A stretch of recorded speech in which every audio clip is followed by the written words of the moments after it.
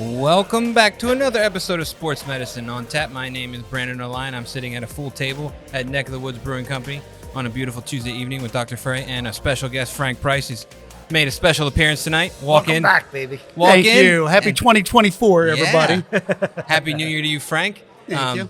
Welcome back, as always. I did check right before we started. It's been about 3 months, Frank's quarterly. Since your last show? His quarterly It's been appearance. 3 months. Yeah, it goes by fast. Wow. I know. It's crazy, My right? apologies. It's nuts. It's okay. You were there for the YouTube premiere, so you made a big splash when we went our first That video. was fun. Yeah. Two. Yeah. Heck yeah, baby. So now we're here. We're back. And for any new folks that are listening, make sure you check us out on social media. We have Instagram and YouTube. Please subscribe and follow us to get all our updates and check out all our content. We'd really appreciate that. So we're here. It's a beautiful night.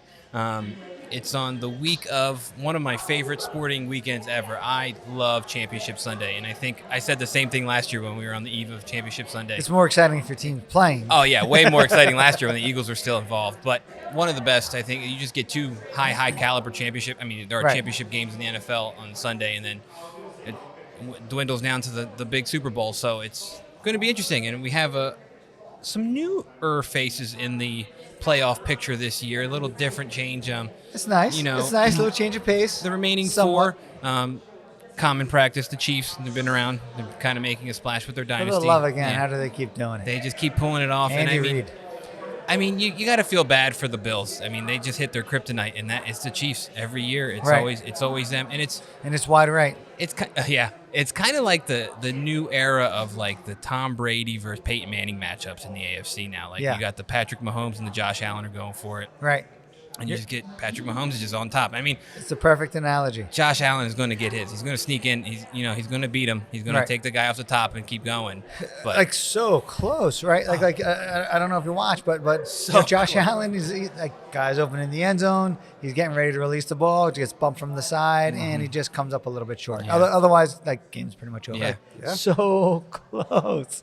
But no. And I mean, it's crazy too. I mean, they had such an impactful game. What was it, a year or two ago, that they even changed overtime rules because of how impactful that matchup is when they gave the other team a chance on overtime now and things like that. And it's just like they're changing the game for it, but it just can't happen still. It's just, the Chiefs keep coming out on top. They do. Now, would Andy have done the same thing here in Philadelphia had we kept him?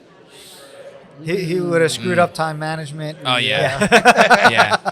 He would have given the ball back with 8 minutes left, too much time or something crazy. He would have abandoned the run game, all the classic sort of. And that's like kind of what the Eagles coaches do nowadays too anyway, but that's a topic for another. Oh, boy. Yeah. Yeah, 'cause to me, it's I don't know, bewildering. And I don't know if this is the national message, right? Like that Sirianni was on the chopping block, but in Philadelphia, very clearly, he was on the chopping block. And to me, it's mind-blowing. Like, how could that possibly be even a consideration at this particular point? But it was and I think sort of escape. I think what you get the crazy part is that the coaches took your team to Super Bowl. You came up short, like a couple plays short of a Super Bowl win. Right. And he's had a decent record coming. It's got to be one of the best starts in coaching history. Yeah, it's amazing. know? Yeah. And then I'll get rid of him. Yeah. Well, to Who follows him? go off that, some news today across the professional sports world is that the Milwaukee Bucks fired their coach today. Really? And they're 30-13. They're second in the East right now, and they released their coach today, which was like, I got the notification on my phone. I was like, who won the NBA championship last year? Last year was Wasn't it the Bucks? no, I think it was. Oh man, I'm drawing a blank. Wasn't it? No, Am I wrong? no. Last year wasn't the Nuggets. Last year. No, maybe you're right. Maybe I'm blowing that. I'm sorry. Oh, we're busting out the phone to figure this out. Yeah, I could have sworn it was. And was there a reason why he was fired? I mean, did they mention?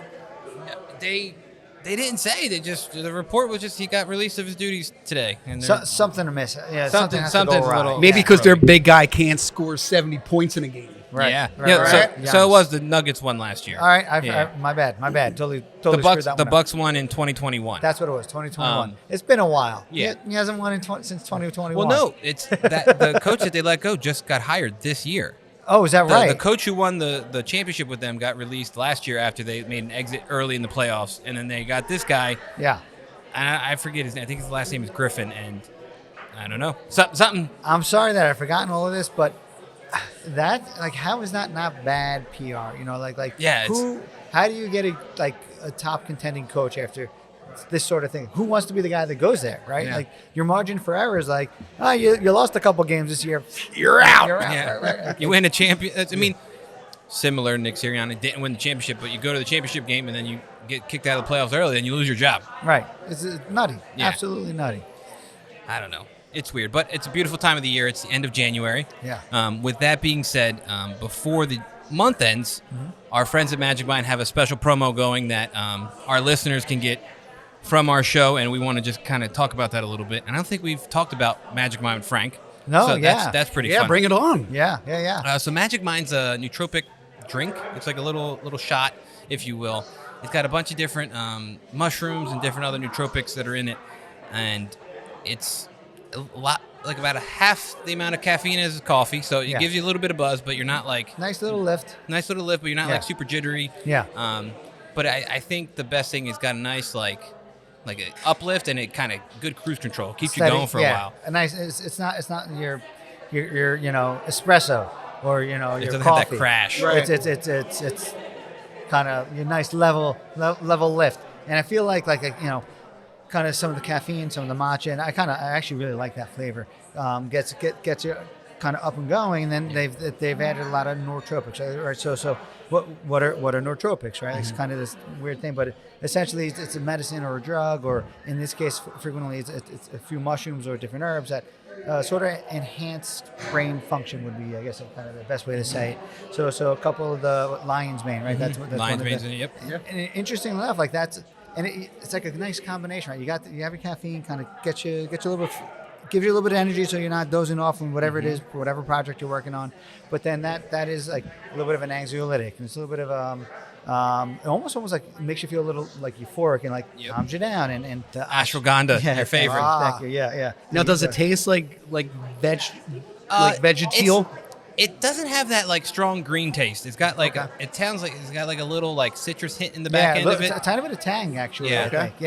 Yeah. When I drank some today, and I felt like it was like, there's got to be like some kind of like citrusy something on it, because it doesn't like taste like when you do like a green smoothie or something like that, like you're licking grass. Like it doesn't have that taste to it. No. Thank God. I'd almost say almost like it's not a mango flavor, but like a little bit of that, just tang. Like I was even gonna say like maybe like a pineapple Or taste, pineapple. something like Yeah. that.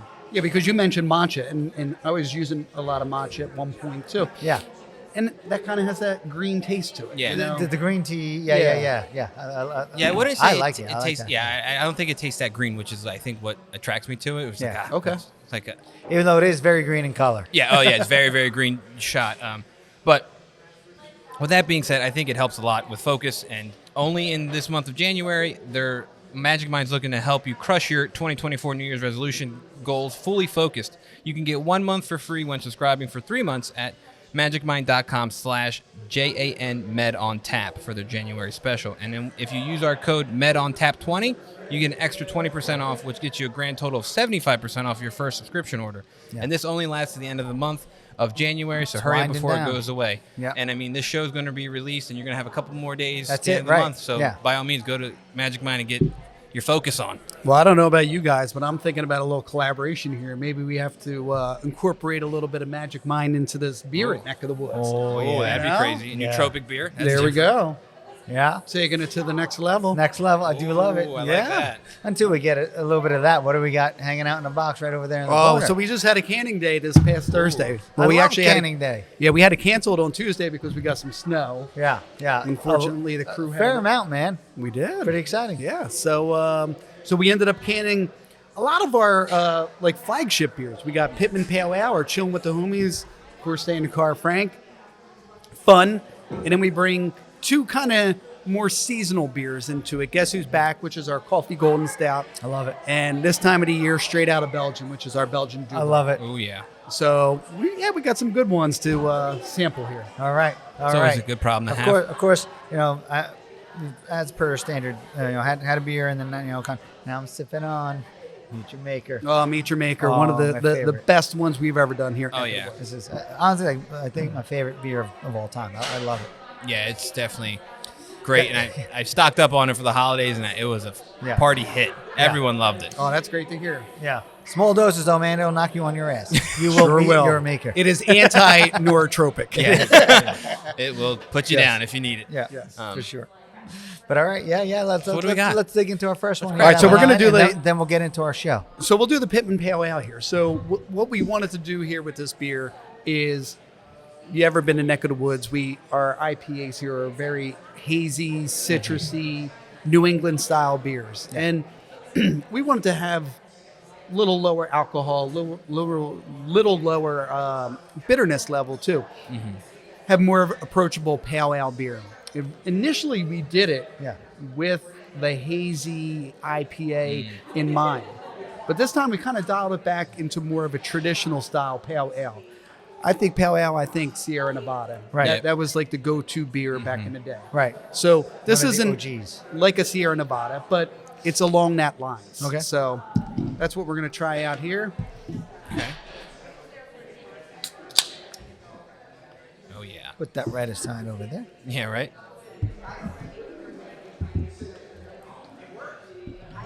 So just very easy, crushable, 5.4% pale ale. Cheers, gentlemen. Cheers. Cheers. Glad to have you back, Frank. Yeah. Thank you. Absolutely. Great to be back. Oh yeah, that's easy drinking. It is. I love it. And I like IPAs, especially like heat of the summer, kind of like crispy, nice. But I'm a little bit of a bitter wimp. I tend to lean more towards the sours and the sweeter and that whatnot. So this is nice, is be able to get that. It doesn't have that same bite, right? Like Correct. Yeah, I like it. Yeah. I like it. And we wanted to just, again, make it more approachable. It's hey, everybody doesn't like the hazy IPAs or big double IPAs. Yeah. Right. This is, something for everybody. Exactly. Yeah. Yeah, I agree. Pretty stinking good. Well, thank you. I'll let the brewer know. Yeah, send our regards, will you? Yeah. So let's get into our first one here. We kind of talked about, we tapped on it a little bit about the Chiefs and the Ravens matchup. Well, first, let's the MO of this particular show. We're kind of following up on our last show, right? Like in that, we didn't just pick one player, one injury, or even two players, two injury. We got 4 teams left in the in the playoffs, just like you're talking about. Super exciting time. Oh yeah. And so we're just talking about some of the more impactful injuries on the teams that are left. Yeah, exactly. So we're going to go through the 4 teams and kind of touch on like the injuries that were from this past week and potential people who are coming back who could make an impact. And we already kind of talked about the Chiefs, so we're going to go right into them. This past week they had one of their offensive linemen, and one of their interior linemen, a guard, Joe Thuney, came down with a pec strain. To my knowledge, I'm pretty sure he finished the game and got an MRI on Monday, and it came back as a strain and not a tear in his pec. So, they're kind of up in the air about his status and what he's going to be able to do, whether it be strategic planning to say that he might play, or they just know he's not going to be able to do it, or that they're going to try to give him a chance. That is one of those weird. It's a little bit of a weird one. Yeah. Is what it comes down to, right? I mean, how do you get that injury? Is it like a Most hyperextension? likely you got- Holding. That's how you get it. When it's holding. Usually it's associated with a flag and 15 yards, or 10 yards. But yeah. So it's you would think it would be typically that Yeah. sort of emotion, and so typically you think strain. With the first thing that comes to my mind, it's probably muscle belly. I guess it could possibly be musculotendinous junction. So where the muscle belly is becoming the tendon, and the good news is that the injuries that happen in those areas, especially muscle belly, unless it's like a really bad injury, they tend to heal. So you're not typically looking at a surgical fix in those particular ones. However, it's a very aggravatable injury, and I don't even know if that's a word. So, but I'm sure he's lost a little bit of power. I'm sure he's lost a little bit of strength. I'm sure there's a little bit of discomfort. And you think about the motion that he has to be able he to, lives in this.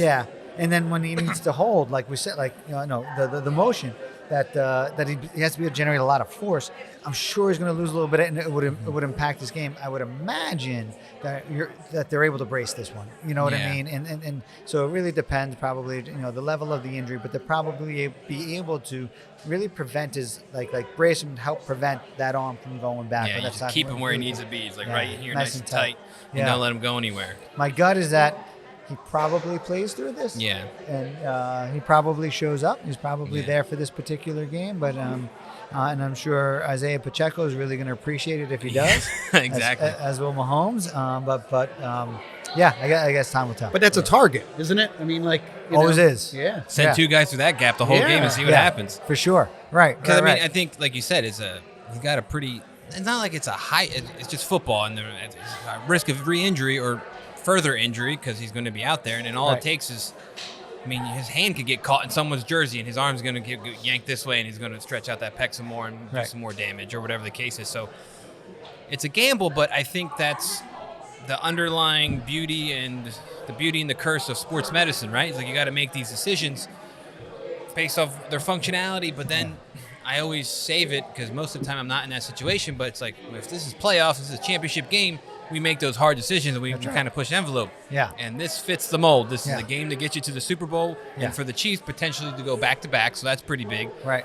So I think he plays. I think I agree with you, and I think he plays. And there's, I guess a certain component of, well, we want to save him for the Super Bowl if we make it, enters your mind. But I don't think you can think about it that way at this point. Really. Like, no. It's all hands on deck. If you can play, if you can be effective, if you can be a version of yourself that's still better than the next guy, you're the guy. That kind of a thing. And so if you can play, you do it.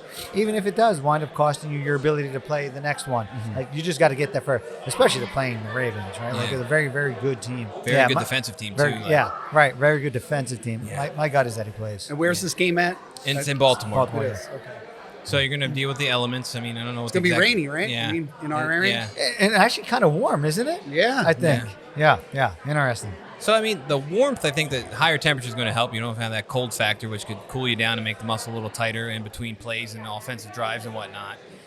But I don't know. If it's going to be wet and slippery, that's going to also make things a little more challenging, too. And that would lean to more of a run-style potential game or whatever the case is. But you got Patrick Mahomes. You're throwing the ball no matter what. If he can't get through the game or if he can't make it, he'll just be chilling with his homies. Chilling with my homies to the next beer. Absolutely. This is one of our favorites here. It's actually right there on the wall, right behind us. Right on the wall. I mean, I can read it right from there. It's a Belgian-style wit beer brewed with Hallertau Middle Fruit, Indian Summer Coriander, and Valencia Orange Peel. How could you not have middle fruit in everything? I mean, I've never been to the Middle Fruit region of Germany. One day, yes, but damn good hops. Hell yeah. Just damn good hops. And this beer, this is always like one of those fun beers to make because we've all been to the bar before where you order a Blue Moon.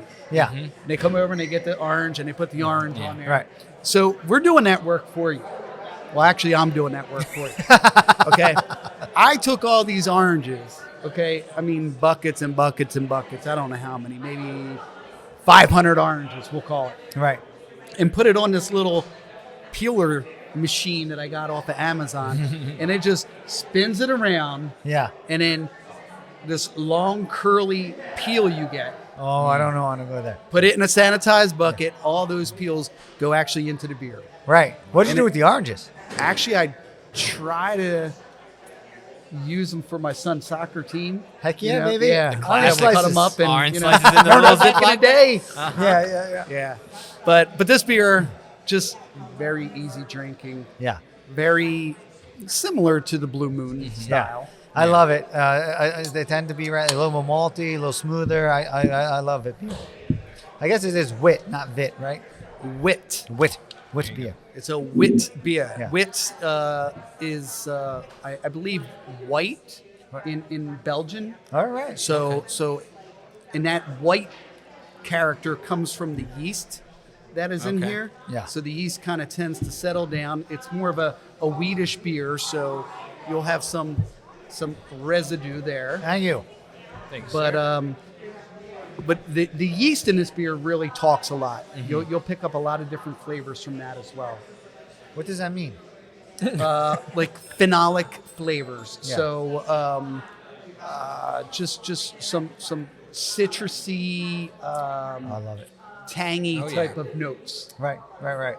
So, if you drive by near the airport, up in Newark, right? Okay. And there's a big Budweiser Budweiser, brewery, yeah. right? Like, and you can smell it from like 10 miles around, right? Like, You can smell that yeasty. You can like, and there's a little bit. You can actually kind of taste it in that beer. That same sort of yeast. You know what I mean? Oh yeah, yeah. This is It's a very amazing how it translates. yeah. This is a very Yeah. pronounced yeast strain in here. Some people pick up like cloves or spices. Yeah. Cardamom. This also has the coriander in I it. was gonna say the Yeah. coriander for sure. Now the Yeah. coriander being a spice, that'll be a citrusy Yeah. component as well. But just very easy drinking. We don't serve it here with an orange because the orange is already in there. It's already. So- Yeah. You don't need it. Yeah, I mean when you're chilling with your homies, you don't need it. You don't need no orange. It's good though. It is good, man. Oh yeah, I like it. Should we try to knock down one more before we head on to the Ravens? Sure. Well, so we're gonna go to the OG Oh. Frank. A classic. All right. Classic. And the reason why I pulled this out, every canning session, we can Frank. Is that right? Really? That's how popular this boy is. All right. This is the 43rd version that I've done of it. 43rd. Okay. Yeah. So 43 times 312 gallons. It's a lot of gallons. Okay. But 312 gallons. yeah, actually, it's 372 times 43. So So is it like we have the the big the big barrels back the barrels there. back there, yeah. Yeah. And so is that like a barrel or is that like the big metal? So the big metal guys are 372 gallons. That's a lot of So beer. you're looking man. at almost 16,000 gallons of stay in the car, Frank. Yeah, it is our most popular beer. That's quite a day night. in, day Quite out. a night. Yeah. But what makes it this beer so special is every time you drink this beer, it's going to be a little bit different than the last time you drank this beer. Why is that? Every time I tweak it. Yeah. A little bit of this, a little bit of that. Yeah. And not many people know this. So your listeners are probably going to be one of the first people to know it. Uh-oh. But after 42 versions of it, Yeah. I decided to switch the yeast up a little bit. Sound like Yeah. Tiger Woods changing his swing. Yeah, I mean, sometimes you just gotta. Or changing away from Nike, too. Well, that too. My goodness, Right. how much money was that? I want to see how this turned out. Yeah. So the yeast that we were using was a London Ale yeast. Yeah. I gotta be honest, it sounds delicious. All right. So a lot of breweries use that yeast. Very popular. We went with the Conan Barbarian. Ooh. Not too bad. Okay. So that is a New England style. I don't know if you ever heard of Heady Topper Yeah. up there. For sure. So the Alchemist uses this yeast. Yeah. They kind of were the first people around to use it. So I thought, hey, why not give it a try? No Yeah, right. curveball. Cannot hit the curve. Let's do it. I like the color on this. It came out a little bit more maybe yellow, pale straw yellow, as opposed to a little bit darker. It right off the bat smells a little bit different. Yep, changed Yeah.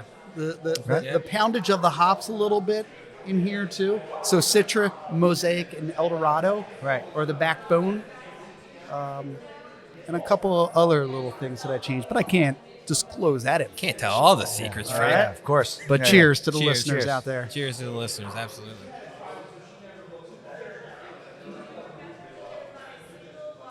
Oh. Frank, I like the change. Yeah. It's really good, man. Like stay in the car, and I find it. I think it's a bold move for you to change kind of like the flagship beer, but it's pretty freaking good. Yeah, I It's a mean, I slick think, move. if you're complacent and you're just kind of accepting things for what they Right. were Right. and not what they could be, Yeah. I mean, I You'll think wind up that's- firing your coach. You will fire the coach. Exactly. It translates in multi dimensions. Right. So yeah, I mean, why not? What's the worst thing that can happen? People come back and they say, I don't like it. Yeah. You go All back right, to the original. We'll go back to the original. Yeah, like But- Coca-Cola Classic. Stay in the car, Frank Classic. OG. OG. Right. Yeah. Exactly. But no, that's good. I feel like that highlights the Citra a little bit more. I think feel so, like too. it, I think like so, it too, takes yeah. it, like it kind of gives it more of that. At least this time. I mean, I've had plenty of stay in the car, Frank. I don't know the last time I've had it, especially off tap, but I definitely could tell a little difference. Yeah. So this upcoming Friday, we're having an employee brew night. where we're brewing Stay in a Car Frank, but we're doing a different hop variation, adding a different hop into there. Right. Called Nectaron. Okay. Nectaron is a New Zealand tropical citrusy hop. Right. That I actually used on a collaboration with my buddy down at Lost Elephant in Elmer. And it was phenomenal. I fell in love. It was like love at first sight. I was like, whoa, I got to use this. Right. Are you using the Nectaron to replace one of the other hops, or are you adding Nectaron to the trio you already have going? The second. So we're going to add that in. There's going to be 4 hops. El Dorado, that Citron, Mosaic, Mosaic. and now Nectaron. All right. So, and I told the employees, I said, look, I want a name. So it's got to be a Stay in a Car Frank name. Okay. And we got to think about a label. So that was my question. Like, what's the role that the employees have, and are they actually brewing, or are they just naming? No, they're actually coming to brew. Seriously? Oh yeah, we got probably about 80% of the crew coming On Friday? Friday night. Yes. Who's serving? We're having rotating bartenders that All right. night. There you Yeah. go. Yeah, That's kind of yeah. cool. Yeah. So this way everybody can get a hand in understanding the process. Sure. Understanding, not only the mechanics of it, but Have you done this before? so we did it 2 other times. One time we did it with our previous brewer, Ben. Right. And then the Meet Your Maker, that was an employee brew night too. You're kidding me. Yeah, we let them in on that. Spectacular. Yes. Yeah. So good things to come is what he's Good things are saying. coming, Yeah, absolutely. So How much it's- of a role does Brian have in this? Well, No. Brian is my right-hand man. I know. That guy. Yeah. So a little inside story. He said, Frank, I'm interested in an Italian Pilsner. Okay. I said, that's funny. I was just reading an article about it the other day. Yeah. And my wife loves that style. Yeah. We're going to brew one. It's your idea, you get to name it. Ooh. You ready for it? Yeah. Pinky Ring Pilsner. That's perfect. That's perfect. That's really good. So that'll be coming out February, whatever, the 12th or something like that. I like it. Stay tuned. Yeah. We like that. Yeah, it's in the tank right now. All right. So Move on down our list here. on to Baltimore. On to Baltimore now. So yeah. So- they're good though.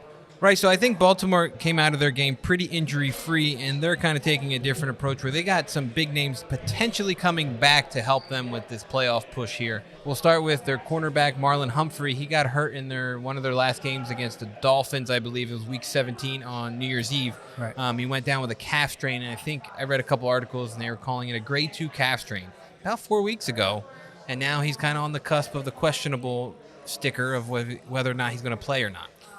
And I think the coach said that if he's practicing, he's going to be. If he can go out there, he's going to go out there, kind of deal. That's how it always is. You're right. Like we talked about AFC championships, right? Like, I hate these injuries. Right. Yeah. Like, these are these nuisance injuries, and typically I think like probably 4 to 6 weeks thing in terms of coming back.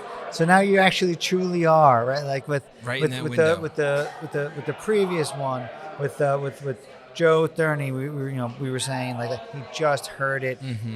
Is it really going to make that much of a dramatic difference? You just go out and play and do the best you can. Yeah. But in this one, he may be on the cusp of being able to come back and play without re-injury, which is always the big issue with these things. And you start feeling pretty good at this particular point. But I feel like it's one of those things where he's going to play like 6 plays in, and then all of a sudden he's out again, and then like that's it. He's not going to be able to get back for the Super Right. Bowl. And then or if maybe they he make the Super tries, Bowl, but right. yeah, it's just not the same. And then you never want to run the risk of.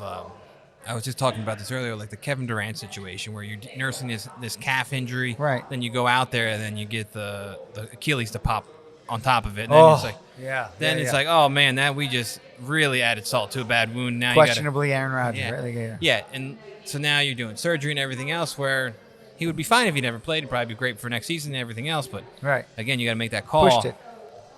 And The, in his position, and he's a cornerback, too, right? Yeah, So like exactly. his job is to backpedal for Yeah. a certain amount of yards and Yeah. then break and potentially power forward and go really fast. That's or it. Turn his hips and run as fast as he can. That's right. And that Yeah. power generation coming from the calf is either Yeah. going to be there or it's not. And he's bouncing to try to get up high to high point Yeah. the ball and whatnot. But I think the biggest one is just like you said, is backpedaling, and then he plants, Changes direction. Yeah, Oh. and tries to go forward.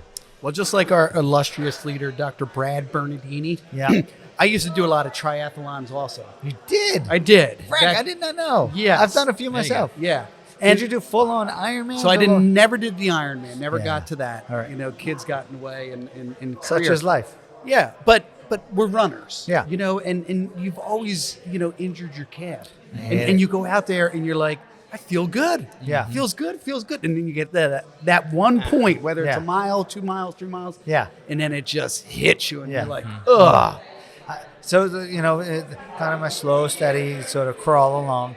I was, which is, and it's a little different than out there sprinting, but like it's always like, oh, I think I start to feel it. Exactly. And then like 5 minutes in, I'm like, oh, I think I start to feel it more.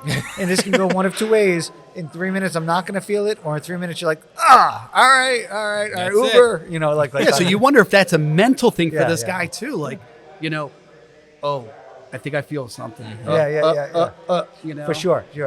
And hey, the other team knows about it, so he's a target too. And then you go again. We already talked about environmental conditions too. They got going to be potentially Wet, wet, and rainy, slippery.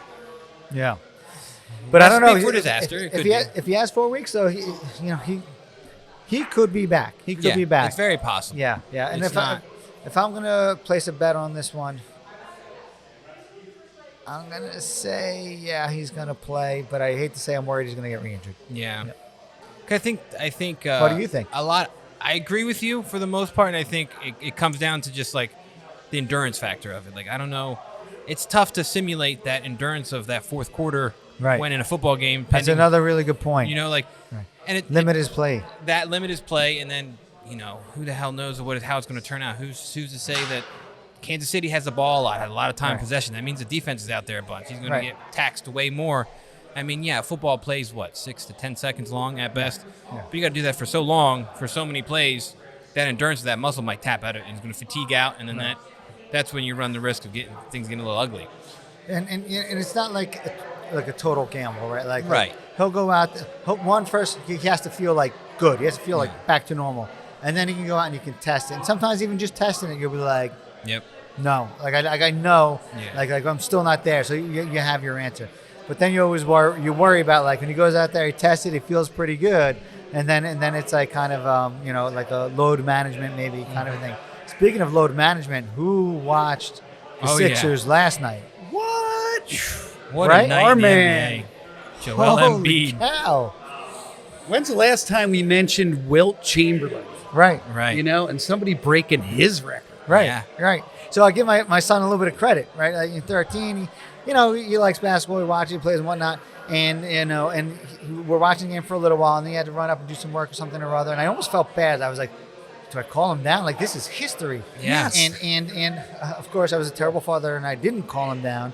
And as he comes back down, like a minute after the game ends, I'm like, Embiid just went for 70, and it's like Sixers record, and he's like, the first thing he said to me, didn't Wilt play for the Sixers? I give him credit. No, he did not. What's that?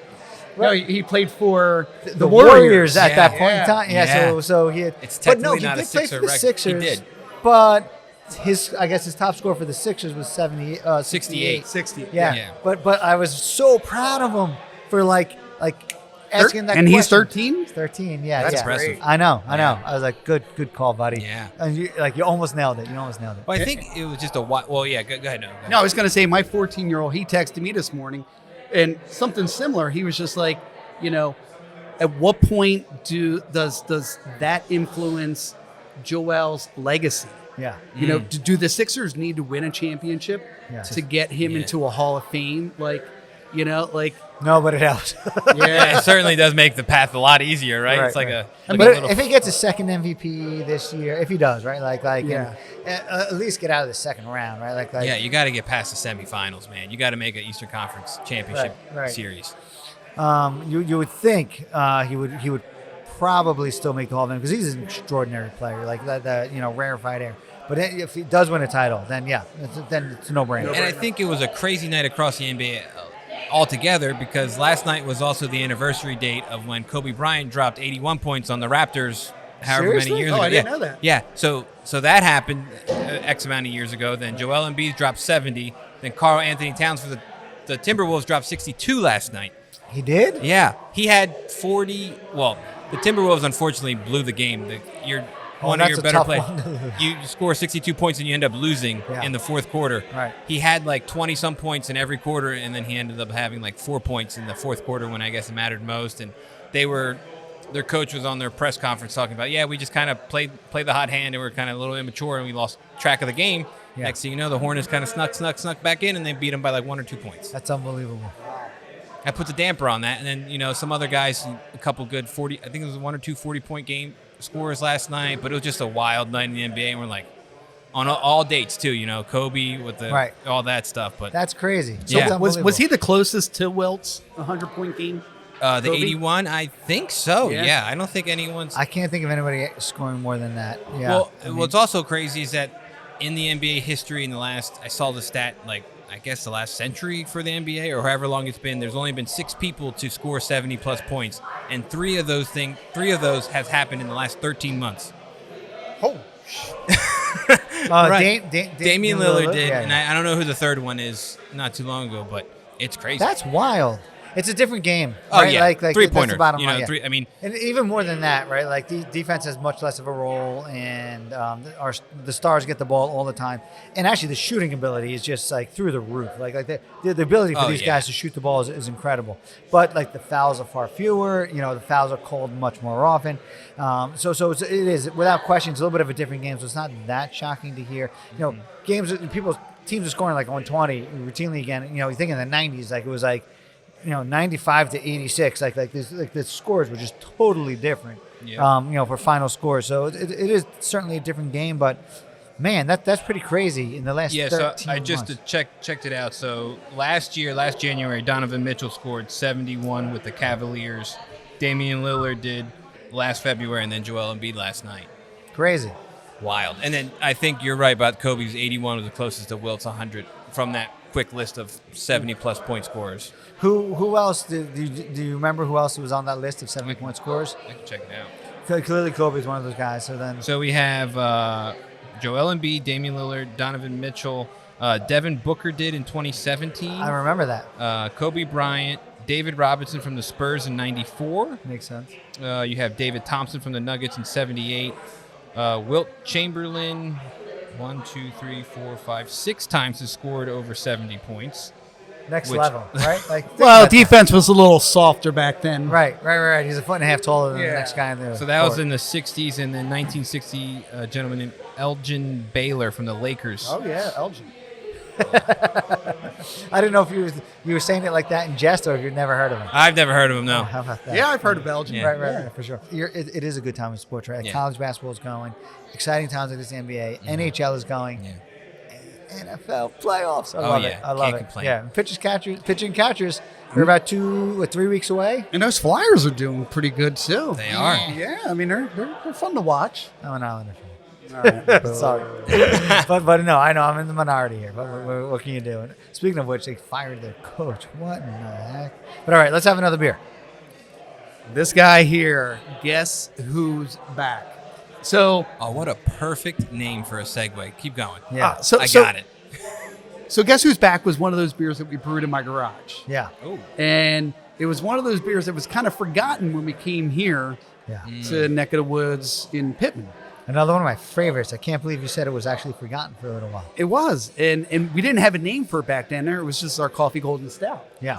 And then it was like, oh, shoot, we forgot about that beer. Let's bring it back. Guess who's back? So it was Guess Who's Back. But it was also a little multidimensional also because when I was thinking of a name, I was like, how can I incorporate a little voodoo magic here? Because when you drink this beer, you close your eyes, you don't know what color it is, you sniff it, you taste it, it has a very stout, dark beer quality to it. That's what I like. And then you look at it and you're like, well, wait a minute, it's golden. Yeah. And the only other time that I was ever fooled on that when I thought something was dark, but Yeah. it was actually lighter, was the first time I heard Slim Shady rap. Wow. So guess who's back? Back again. Shady's back. Tell a friend. Right. I like where you went with that. So yeah, this beer, one of my favorites, and to collaborate with a local roaster here in Pittman, which we use all the time, Joe from N Green, shout out to him. He's just an amazing person to work with, but his coffee is just top notch. It's So great good. coffee. It Yeah, really is. Yeah. So you ever get a chance to stop by Pittman, N Green, they got good stuff there. Pittman is a really cool town. There's a lot of it's like a nice little dense. town. Yeah, It's dense. like a lot of really dense, cool but stuff. not like you don't feel like you're like getting suffocated. For It's sure. Like there's so much stuff. Right. In such a small area. Right. Like the burrito place, the end grain coffee. Like it's a ton of. I mean, look at that golden color Yeah, there. that's a good one. I mean, cheers. Cheers to that. Cheers. That coffee, it's that nutty. chocolate, Oh, it's that great. vanilla. Yeah. The coffee. Yeah, without question. That coffee. Yeah. It's amazing. Good Nice coffee work. makes good flavor. That's right. Is there any caffeine in there? Well, we don't measure it, but I'm sure there is. Right. I mean, there has to be. I would A think. little bit of juice in there, you know, get you going. I mean, it's sat on coffee beans for 5 days, so I'm sure something. Yeah. Something seeped on transferred out. over, right? So the one, not one, there was 2 mess ups at my house when I was home brewing. Okay. Ooh. The one was a sour. First time I ever brewed a sour, it turned bad. Right. The second was this beer.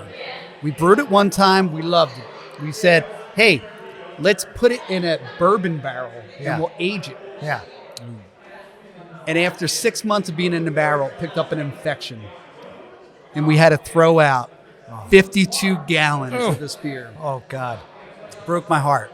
That's tough. It isn't like I love the smell of coffee beans. Right. Oh like, my like, God, my like, favorite. Right. It actually, you could smell the coffee beans. Oh, yeah. It's Absolutely. It's incredible. The aroma's great. Right. Yeah. Yeah. And for the chocolate side of things, we use, they're called cacao nibs. Yeah, I know what you're talking about. So the cacao is what actually grows, on the actual the nut more or less that chocolate becomes. Right. So it's before sugar is added to it. Yeah. So you got to be careful there because there's bitterness with that For sure. that nut as well. Yeah. So Antioxidants and whatnot. yeah, I mean it's very healthy. Obviously everything's healthy before sugar. Right.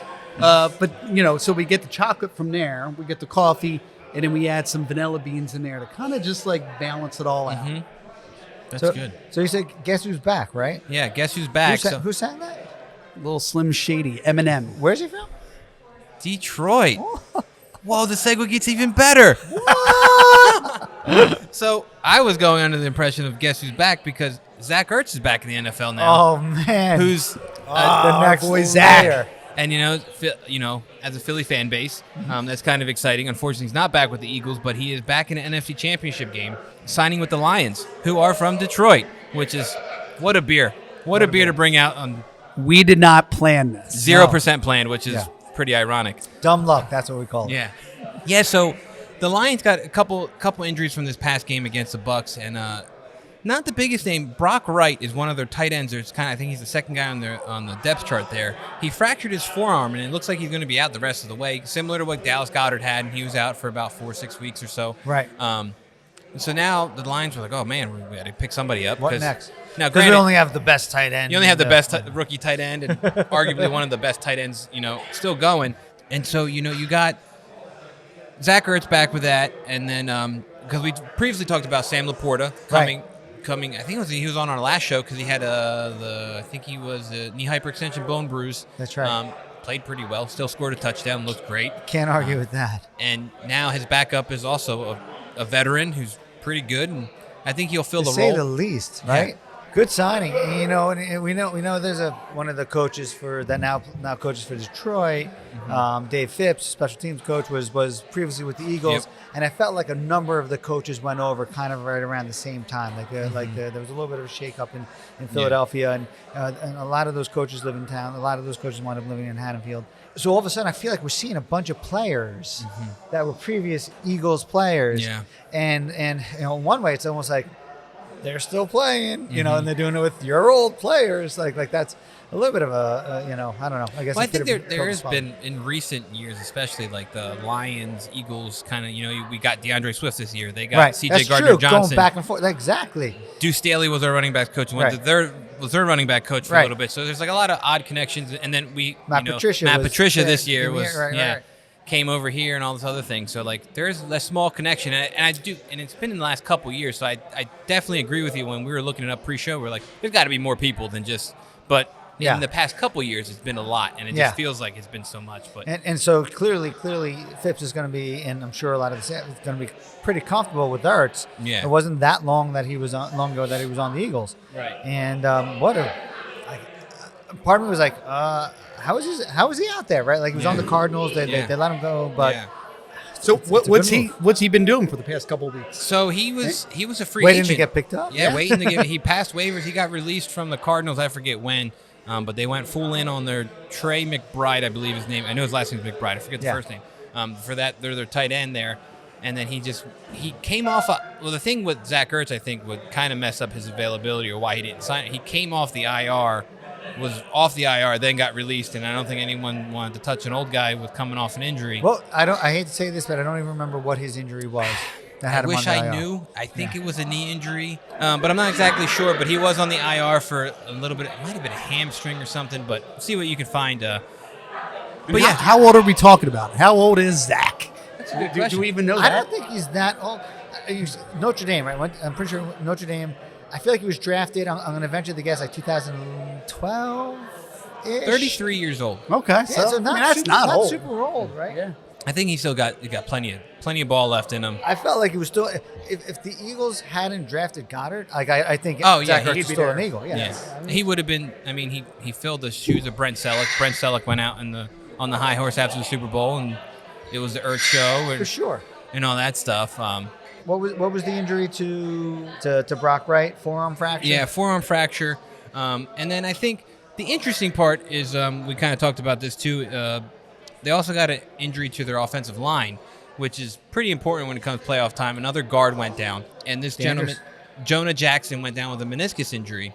They're already kind of saying that he's out for this week. Yeah. But he had surgery already. He had surgery yesterday, which would be Monday of this week, a day after or 2 days after the game. I forget when the Lions played, Saturday or Sunday. Either way, he had surgery on a Monday, this past Monday, and the report was like, well, he's most likely not playing this week, but there's a chance he can come back for the Super Bowl, which is about 3 weeks post-op. Meniscus, right? Yeah, and it was very reported slight meniscus tear, quick little fix, hopefully back. Yeah. Slight tear, little trim out. Sure his knee was swelling on him, whatnot. If Detroit is fortunate enough to make it through, and I got to tell you, it's nice to root for the underdog, right? Like, San Fran is a good team, and I think in all probability they're going to win that game. But it is so much fun to root for the underdogs. It's nice to see Detroit having like such a good year.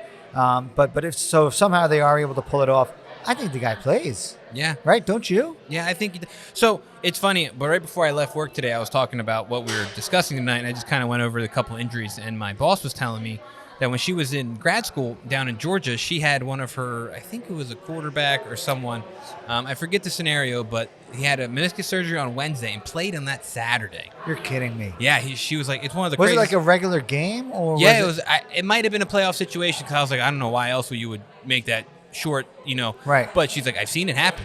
You know, he was all, pain medicine and whatnot, but he was a little puffy, but he was able to go out there. So that's kind of my take on this, right? So immediately, like very, very early, that early. Yeah. I actually think maybe this is a bad idea, right? The portals, the little poke holes that you make to get in, like you want those to close up. You want to reduce the risk of an infection. Right. You just don't move quite that well right off the bat. But the truth is, like, so if he has this tear, and sometimes the analogy I give when I'm talking to patients, you have this meniscus tear, it's symptomatic, it's causing problems, and the other thing you're worried about is you don't want the tear to get bigger and become a bigger problem. If it's not symptomatic, if it's not causing any pain, if it's not causing any swelling, like it's there, but you don't know that you have it, you leave it alone. The presumption is it's stable, it's stationary, nothing's happening. Right. Just leave it alone. Don't put yourself through the surgery. But if it's symptomatic, now you're worried, is it getting worse? Is it causing... And just like if you already have a tear in your shirt, it's very easy to keep tearing. Right. But if you don't have any tear there in the first place, it's not that easy to just create the tear. So that sort of holds true there with the meniscus. Like, so you go in, you snip that torn portion out, you have this nice clean base at the bottom without residual tear to continue to propagate. You're pretty safe to play. It's just a matter of can you tolerate it. And then I wouldn't recommend it for like you're going out and playing your third high school game of the year. Like, Right. No. Let's be smart about this. But if this is like chance of a lifetime and kind of And it's like what you mentioned before in a previous podcast. These Right. guys have such a finite, time of their career. that's right. And if you have an opportunity to play Yeah. and make a difference Right. in the game, Yeah. you're playing. And we can give you an injection, and it doesn't bother you. Like for 2-3 hours, you feel Yeah, like you're not worrying dynamite. about tomorrow. Right. Because, So- I mean, you go out there, give your best shot, and you might not have it tomorrow. You might lose, and you might not. But Sometimes there isn't. Yeah. then you win. Then you made a sacrifice, and you got 2 weeks to get the thing the best you can and get Yeah. ready for the biggest game of your life. So I don't think he plays this week. Not I that it agree. would be impossible. I don't think. But again, like I said, like you don't want the portals popping open while Right. he's playing. And he gets an infection. And that's life altering potentially, right? Like so maybe he doesn't play this week, but you have 2 weeks after that. I'm pretty Total sure of 3 weeks? Yeah, I I'm pretty think- sure he's coming back and Yeah. playing if they win it. Yeah, I would agree with you. I think if the Lions make the Super Bowl, I think Jonah Jackson plays in the Super Bowl. Yeah, for sure. All right, let's sip on something next. Oh, we have the straight out of Belgium. Ooh. I love it. This is another one of my favorites. This is last year we had the barrel aged version, which you thoroughly enjoyed. That's it. This year we didn't have the opportunity to put this into a barrel, but It's like an 8%er, right? Like, this is like an 8.5 percenter. Yeah. That's why we put it in a 12-ounce can. I love it. So I'm always, when I come, I'm always like, oh, it looks so good, but I don't want to overdo it. Yeah, this is one of those beers that not a lot of people gravitate towards. Yeah. I joke around with Brian sometimes and I say, there's probably about 72 people in New Jersey Yeah. that actually like Belgian style beers. I love it. Honestly, my and- favorite. yeah, and Dr. I Frey's love one. it. Yeah. It definitely has its nuances that I can appreciate. The dark fruit, think plum, think fig. Malty, sweet. Yeah, all the, over. the malts, the Belgian candy sugar. I don't know if you know this, but Belgian candy sugar comes from what vegetable? Ooh. The caramel vegetable. Think The Office and Dwight Schrute. He has a farm of The in the ground radishes or something. Beets. Beets. That's what it was. Oh, Not yes. radishes, all right, so beets. beet sugar. Right. And that beet sugar is what contributes to the color of this beer as well. Gives it a darker color. I love it. So increases the alcohol percentage, but also gives it some flavor as well. Color changes. So typical white sugar, is that typically beet sugar or is that cane sugar process? Like what is if you like you go by That is good old American corn. corn. That's corn. Corn sugar. Yeah. I like me some beet sugar. Yeah. Yeah. Oh, yeah. That is dark. So again, Belgian yeast. Yeah. That's going to give you some different flavors there. I love the malty, man. I love the malty sweet. But color-wise, I mean, it's just gorgeous color. I love Cheers. it. Cheers. Cheers. Cheers. Oh, baby. Every time I say it every time, and I don't know where, but there's always like a little bit of a banana flavor. Do you know what I'm talking about? Yeah, so this is very common with this type of yeast. Yeah. The esters that it throws off. So when we ferment this beer, we ferment it actually a lot warmer than we do with the regular beers. Normal beers were at like 60 to 68 degrees Fahrenheit. This beer, 80 degrees. So Why? So think about it. You're walking around at 68, you're nice and comfortable. You go to 80, you start sweating a little bit. I'm kind of a wimp. I like All to be right. at 80. So when same thing with this yeast. When you put it in an environment where it's going to work in that environment that it's really not comfortable at, it's going to maybe sweat a little bit. Some of that sweat is not really sweat, but Yeah. it throws off these esters, and some of those esters can come across as banana, clove, Right. fig, I see the clove. Yeah. raisin, all these different type of flavors that if you intend Yeah. to get those flavors, perfect. Yeah. If you use it the wrong way, and there are back in the day when I was brewing at my house, I couldn't control temperature during fermentation. Right. Fermentation, I would take it downstairs into the basement and hope that it was cold enough to keep it at a cooler temperature. Relatively stable. Right. No. Makes But sense. a lot of times it didn't. So then you get different flavors because of temperature. That's what I tell people who are getting into brewing. First thing, temperature. So I've brewed one batch of beer. I brewed it with my son. We had a lot of fun. It was great. And maybe he got to taste it a little bit when we were done. I'm not so sure about that, but maybe he did. I feel like it's not like a standard sort of normal mix, but we went with a Belgian wheat and like add a little bit of caramel flavor and whatnot. And it actually was not too far off from this, man. And I loved it. It was so good. And Hats off to you. yeah. I mean, because this is a difficult style also It is? to make. We got lucky then. Yeah. The right temperature was at The your right house that temperature. time. So it's like 68 or 80 degrees. What was it? What's the temperature? warmer. Oh, this was It 80. warm. Yeah. You know, it was in our basement. I actually don't think it was that warm. I think it was probably more in like 70. So maybe I got lucky. So funny story. I won't say the name of the brewery, but I'm very good friends with the owner of it. Mm-hmm. When they opened up, the first beer that they had made was a Belgian blonde beer. Beautiful equipment, $1 million brewery. I Yeah. mean, the best equipment ever. They go and they brew this beer. They put it in a fermentation tank, and all of a sudden, the temperature controller that keeps the tank at a certain temperature wasn't working properly. Oh, And the only way to allow the glycol to come into the tank and to cool it down was to manually go up on one of those scissor lifts Yeah. all the way up top and like get a screwdriver and open it up a little bit so that this cold fluid could go down. Right. Because the beer was getting too warm as it was fermenting. Sure. Right.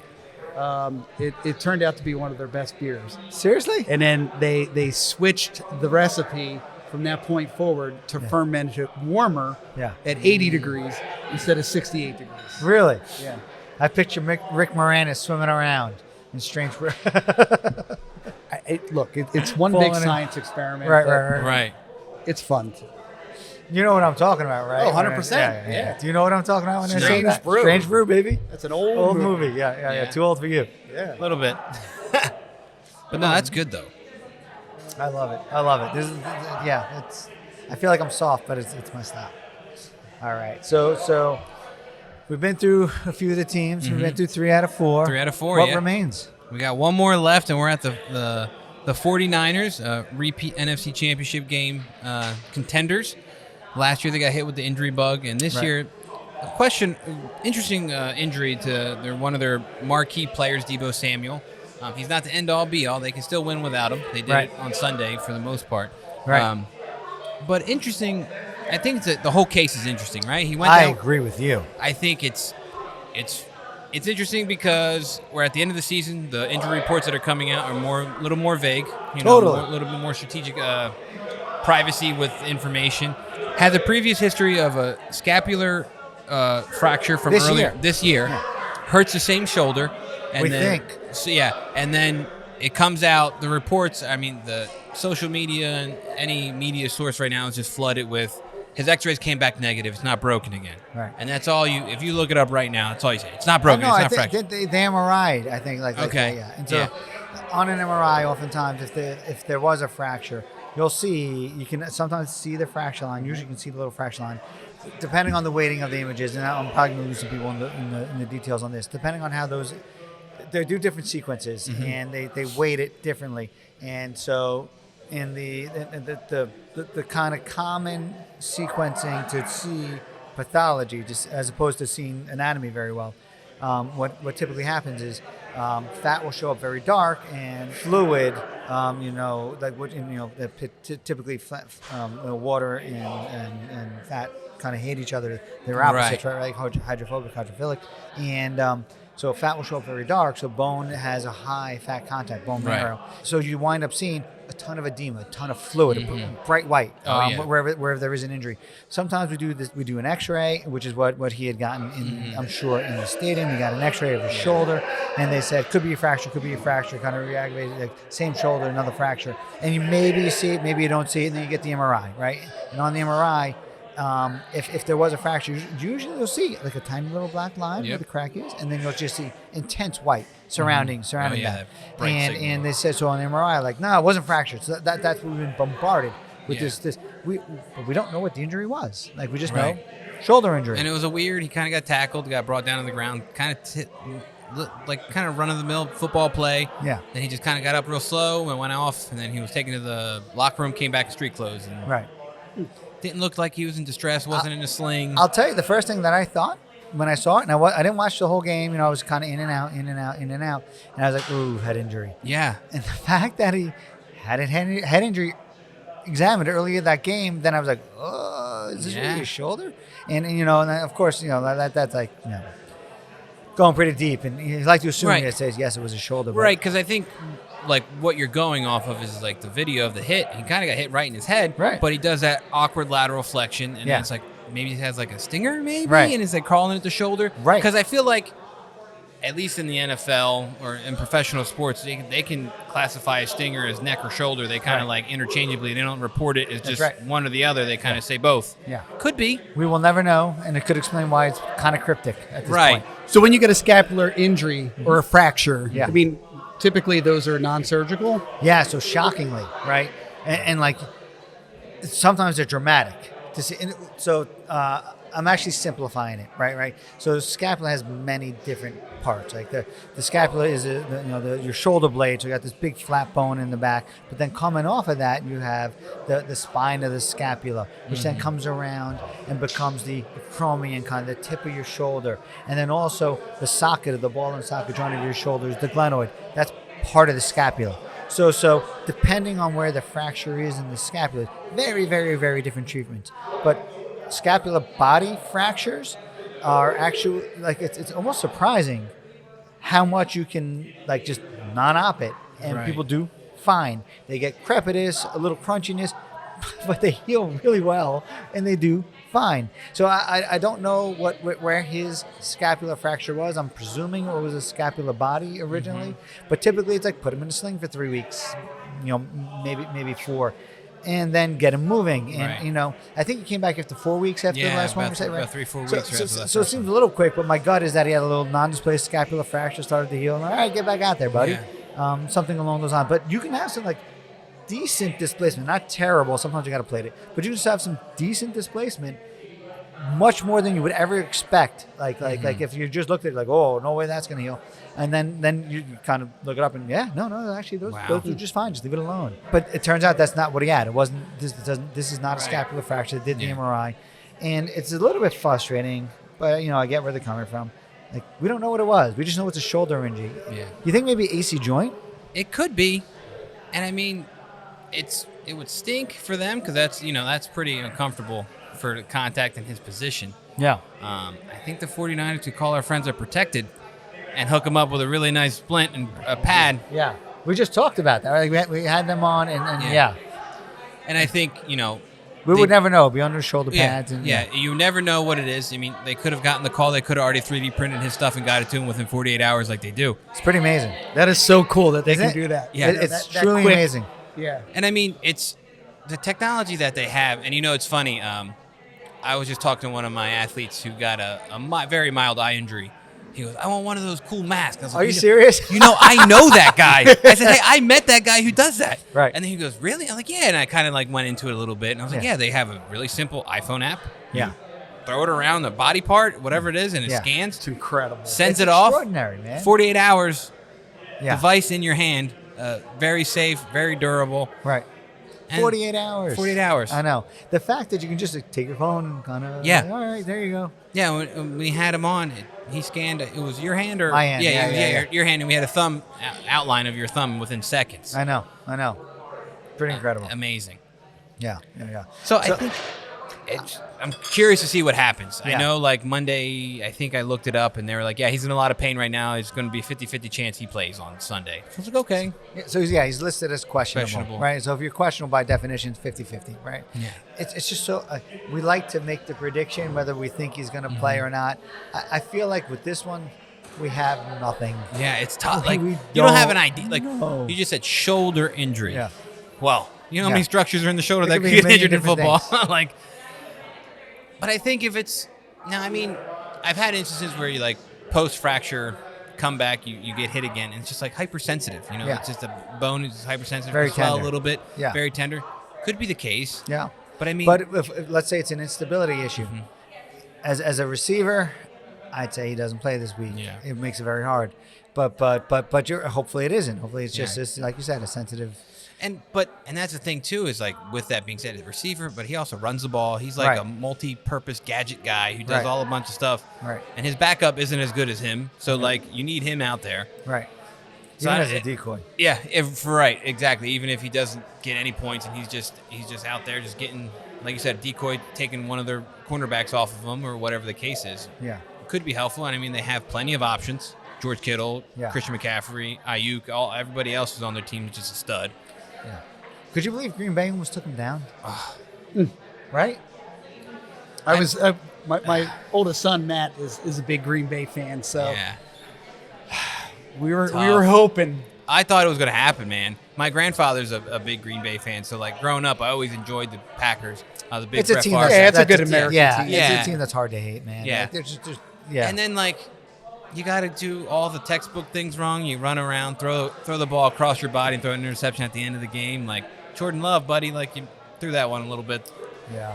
Throw it out of bounds and live another play. That but is a tough. What was it, a learning 41-yard field goal too? Yeah. I mean, Right. I mean, Is that where they were? I think it was a 41-yard field goal. Oh God. they were close enough to make it interesting and Yeah. throw Yeah. a pick there. That's tough.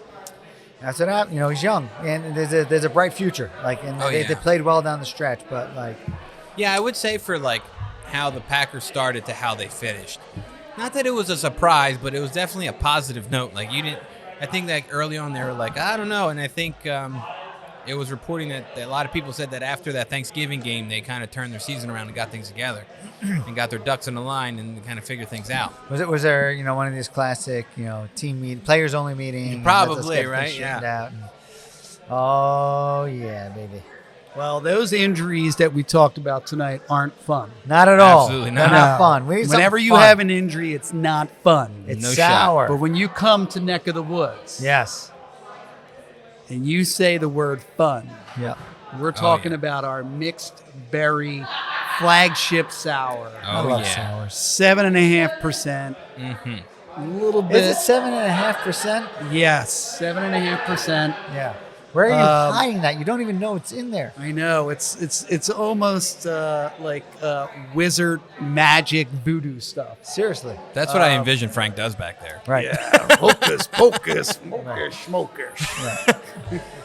This beer here, this has been one of our top sellers, just the flagship sour of all the sours that we make, and Right. you guys can We make a attest lot. to it. Sour. We make a lot. Sour Fest, May 18th. May 18th. Mark it Yep. down. Yes. Where we'll have probably about 30 different sours there. Phew. And prior to this podcast tonight, I brewed up 12 different sours. So we An love our amazing sours. feat, here. like a logistical feat, like incredible, I mean, you guys were drinking the Blackberry Crush. Oh, Right. so good. phenomenal, it's delicious. Yeah, little blackberry, a little cane sugar, some lemon in there. That's before we started recording. It was Yeah. amazing. But this guy here, this just is. When anybody ever comes in, they say, "I don't drink beer." Yeah, You direct them towards fun, right, Right. right. You know, And then you have they're on board forever. yes. Oh yeah, easily. So this is one of those recipes that, again, is ever changing. Yeah, It's very difficult to source. is it really ever changing? Well, it's difficult to source the 8 berries that we have in here. Right. Ah. So sometimes I'll have to substitute. If we can't get raspberry, I might be able to get some aronia berry, which I never No even idea what heard that of is. Yeah, before. right. Okay. But it can mimic what raspberry. I think tastes you just like. made that word up. I did not. I would never do anything like that. Marshmallow, like actually taking marshmallow and putting it into a beer, Yeah. peeing in the butt, but you got to do it. How does one do that? How does one stuff a marshmallow in a beer? So it comes in a 5-gallon bucket of marshmallow fluff. I was gonna say, is it fluff? Yeah. And it is fluff, and like literally it is like sticky, icky, gooey. Yeah. You put it into the tank, you put the beer into the tank on the fluff. Yeah. And somehow that fluff just magically dissipates Yeah. and just makes it way into the liquid beer. It's your magic wand, isn't It it? really is. Yeah. So Chemistry. cheers, boys. Absolutely. Cheers. To some fun. I do love me some fun. It's delicious. It doesn't even taste like beer. No, it doesn't. Honestly, it doesn't even taste like No. beer. I joke around, but we're drinking candy. That's what we're doing. We're drinking candy. It's delicious. And somehow you have 7% hidden in there. Yeah, that's I'd like to say that's the difficult part, but as we've been almost open for 5 years now. Wow. And in that time, had we had this podcast 5 years ago, I'd be like, I don't know what I'm doing. Right, You know? right. But over the time, you just kind of, you learn. Right. You learn, okay, I got 372 gallons of this, Right. and I have to bring in 45 gallons of fruit. Well, instead of having 372 gallons, I got to subtract whatever I think I'm going to have in there. Right. You got to make those calculations ahead of time. You have to know that Yeah, I see. 75 or 7.5% is your final alcohol by volume. Right. But if you're putting in 45 gallons of fruit, that's going to dilute the alcohol. So you have to start with a higher alcohol percent, knowing that you're going to dilute it down with the fruit. This is the magic, the wizardry. So that is the wizardry. That's That is the mathematics, doing all those calculations ahead of time. So, kind of a random question, and not to put you on the spot. So, No. right down the road. Yes. Do you know where I'm going with this or no? Yep. You do you really? What? Another brewery? No, not at all. Another town, right? Blueberry capital of the world. Okay. Yeah, Hamilton. Yeah, exactly. Do you do that? Like let's say in the summer and there's blueberries all over the place. Are you able to source locally and bring in some of that stuff? So great question. I had we have a store that purchases a lot of beer from us down in, he's in Hamilton. Another cool little town, kind of in Yeah, the middle yeah. of Jersey. Like it's very strange. Like it's just in the middle there, and it's a lot of cool little stuff. Yeah. So he asked me if we would do like kind of like one-off variations of a fruit, like a local fruit. Right. We started out with blueberry. Yeah. So I actually went to one of the oldest farms Yeah. in Hamilton for blueberries. That's awesome. The Atlantic Blueberry Company. Yeah. Met with the owner. I mean, just acres, not even acres, miles and miles of blueberries. And this is like a little known fact that most of the world probably has no idea about. Yeah, I Right. mean, just incredible amount and different varieties. And some of these varieties are like the oldest blueberries in America, Right. you know, that they still have. And there's all over the Pinelands. And I mean, there's so many different varieties. And what makes this area so good is the acidic soil. yeah. And, you know, when you try to do blueberry plants at home, maybe in your garden or something like that, if you don't correct for the soil pH, they'll never grow. Yeah. So these guys have it down to a science. And so, you know, I met with them and went over different varieties, this, that, and the other thing. And seriously, what it comes out to is sometimes using local fruit isn't always the best. I believe you. Because what you think a blueberry should taste like Yeah. isn't necessarily what a blueberry in a beer, the flavor that you want. Got it. That makes So sense. it's very difficult. Sure. So that's where like different concentrates come into play. Yeah. Okay. You know, where they'll, you know, companies will actually take the actual puree and then boil it, Yeah. get it more concentrated flavors. Yeah. So we incorporate some puree, Yeah. some concentrate, some flavors. We try not to use extract because extract is made with alcohol. Yeah. Now there's certain ones that are legal by federal government, Sure. but we've all had a beer where maybe a blueberry beer where you look at the beer and you're like, this is golden. Right. Where's the blueberries at? Right. But Where's it that tastes a purple little color? bit like blueberry. Yeah. And that's an extract. Yeah. I got And sometimes extracts can become fake tasting. And Do you remember that episode of Family medicinal. Ties? No. You know what I'm talking about or no?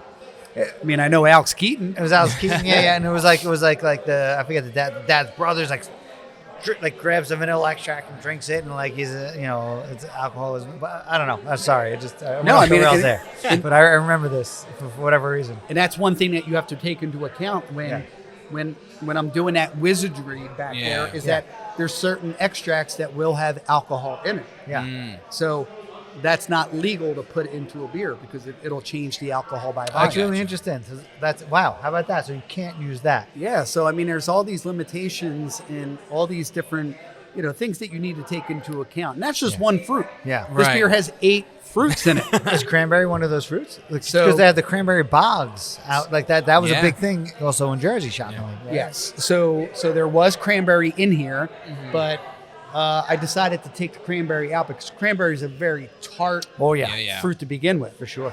So the best bet with this beer is if you can balance out the acid with a little bit more sweet. Yeah. So it's something that's a little less tart. Yeah. And the New Jersey blueberries were coming in as too tart. Too tart. It was kind of pushing it a little bit. What too about hard. sweet Jersey corn? Is there any way to? It's so good, right? Like another one that I don't think the rest of the world realizes, but like spectacular. Is there any way to work that in? 42 days. 42 days in a row, my wife ate 40 New Jersey days. 42 corn days. Right, when she was pregnant with one of our kids. So when we were in medical school, I remember it's kind of like, and we have a nutrition class and whatnot, and somebody raises their hand, and they said, and the question they asked the nutritionist was teaching us is like, well, what if you just ate corn? Like that's it. You just ate corn, right? Like, does it all just pass through your system? Do you lose like a ton of weight? I in one? see, yeah. And the nutritionist was like, I don't know. Like, just, like shut the heck up. Like, what are you talking about? But I remember like laughing about it, just laughing about the question. No, I mean so to answer your question, corn is an ingredient that has been used for centuries. Yeah. Yeah. I mean, so Yingling, Right. oldest brewery in America, True. was using corn. Mm-hmm. Actually, I think they were using something. They might have been using barley first, and then Prohibition came, and then they switched over How about that, man? All right, there you cool. go. That's to different. corn. But our Jaws is John. Yeah. We use corn for that. All right. There's some corn mixed in there. From New Jersey? Not from New Jersey. It is very difficult to source Yeah. locally. As much as I would love to, Yeah. there's a cost. Yeah. There's a time factor for actually, Right. processing Sure. whatever you're using. Right. Whereas, I can order a 50-pound bag of corn Yeah. from one of our distributors for $57. Right. Right. It arrives whatever hour you ask it to. Right? Yes. Right. And there's no other processing or acquiring and this, that, and the other thing associated with it. And it's the same thing for fruit. Yeah. I mean, Right. fruit is very difficult to process yourself and do it in a way that aseptically, so, you're going to produce a product that isn't going to have any microorganisms in there. Yeah. Because you're adding it to a potential liquid that those microorganisms could eat some of the sugars, and then now you make a rancid beer and Not where you want to go. no. Right. So if I order blueberry from Next one thing of you the know, you're dripping distributors, glycol or whatever. yeah, they get in trouble as Yeah. opposed to us getting Right. in trouble. So, but interesting brewing facts. I love fun, man. Yes. So good. Oh, it's so and it's a staple. And listen, I always have fun Yeah. coming on this podcast. Yeah, baby. And we always know, have fun when you're here. That's true. And I think it's a great thing what you guys are doing, and certainly expanding the market. So Stay in the Car Frank has been like the flagship here, right? All Correct. the time. From a sales standpoint, do you sell more? I would imagine you probably sell more Stay in the Car Frank than Fun, but I feel like Fun is always there, and it's really good. Is it even close? It's top. That is like number 5 or 6 Oh, is it? in our sales for 2023. So Stay in the Car Frank's number 1. Always, Classic. Jaws is John number 2. of course. That makes sense. Our flights that we offer Yeah. come in at number 3. That's interesting. That makes a lot of sense. All right. Number 4 this year Yeah. was our experimental sours that we did. So all those, blackberry crush or old That- fashions. That was Or- the blackberry. That was amazing. It was like mind blowing. Yeah. It was delicious. Yeah, that was a really good one. right. like all those types of experimental one-offs, Yeah. they have been leading the last 6 months. They are right behind Stay in the Car Frank in How sales. about that, man? So what that tells me is that people who are coming in here, because those are only available in the tasting room, the Right. people who are coming in here, they want variety. Yeah. It's true. And they want to see something different every time they come in. However, they also want to see something that is very familiar to them, which is Stay in the Right. Car Frank or fun or Yeah. chilling with the homies. We're running long, Frank, but I think the next thing I want to hear about the next time you're back, I want to hear a rehash of the side tap. Oh, wait. Interesting tidbit on the side tap. Here we go. Just told Brian this tonight. Jaws is John, Yeah. which is our leading Pilsner on tap. We're down to our last keg. We have a batch in the tank, but it's not going to be available for about 6 days. So we're going to have to put something else on the side tap. What's going there? Now, Brian said, I want to see Standard Car Frank on the side tap. Interesting. All right? Interesting. But I said, what's going to be coming on in late February, so when we probably reconvene again with Frank on this podcast Yeah. and do a tasting, will be strawberry vanilla milkshake on side pour. You're kidding me. Whoa. Bomb is dropped. Yeah. Boom. Yeah. So that's going to be one tasty milk tube. Yes. Yeah. And we'll talk about milk tubes again next time we're back. Oh, that milk tube is Strawberry crazy. vanilla milkshake milk tube. That's going to go down What? easy. Yeah. That's going to be nice. That's going to be nice. And on Good that times. Yeah. On that note. note, that's a great way to end it. Wow. Well, folks, before we go ahead and close out our tab, like we always do, we want to give a shout out to our sponsors. As mentioned previously, Magic Mind, and make sure you folks know that they have a sale running only this month in January, so you can help crush your 2024 New Year's resolutions. Fully Focused, get 1 month for free when you're subscribing for 3 months at magicmind.com/JAN MedOnTap. And with our code MedOnTap20, you get an extra 20% off, which gets you a total of 75% off your first subscription, which only lasts to the end of this month of January. So hurry up before it goes away. We are also sponsored by Protected, a custom bracing company that allows sports medicine professionals to have unprecedented access to 3D technology. With a quick 3D scan on their iPhone app, you can have a custom fitting brace arrive in as little as 48 hours. Protected is a tool that should be in every athletic trainer's toolbox. Learn more by heading to their website, www.protect3d.io, or downloading their Protected app in the App Store. Energy Lab, the region's premier sports performance center and destination. Neck of the Woods Brewing Company, giving us these delicious beer that we've been drinking and tasting all night. And Timber Reel Production, helping us put out all this product for you guys and all this our beautiful content. So we appreciate everyone and have a great night.